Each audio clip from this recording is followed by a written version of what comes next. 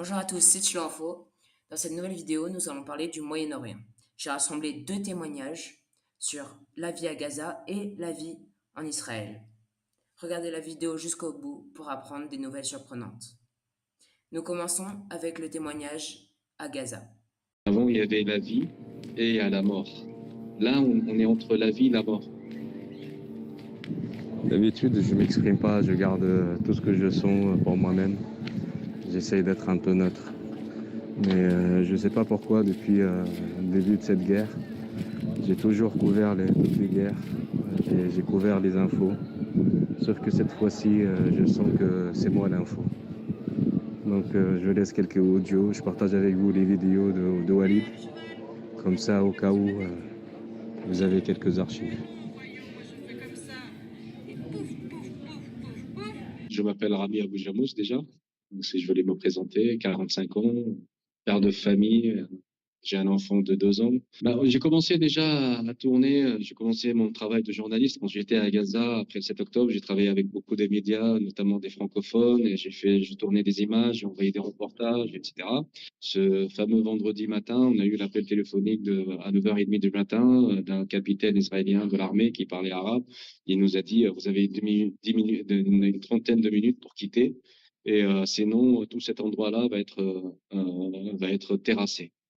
Comme nous pouvons voir, la vie à Gaza est très dure. Il y a des désastres, des ruines, etc. Mais maintenant, je vais vous montrer la vie à Tel Aviv, d'après un journaliste, Stéphane Amar, qui témoigne de la vie en Israël. Trouvé à mon domicile et puis les nouvelles ont commencé à tomber. Il faut savoir que certes la région est en conflit, mais enfin c'est un conflit de basse intensité.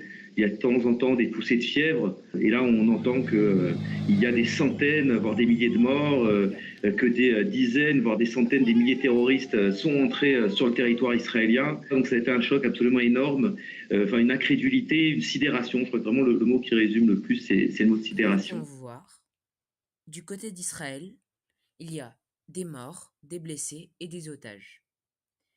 Mais ce n'est pas tout. Il y a aussi un traumatisme. Choc, colère et peur. Il y a une population divisée et Israël est soutenu par les Occidentaux.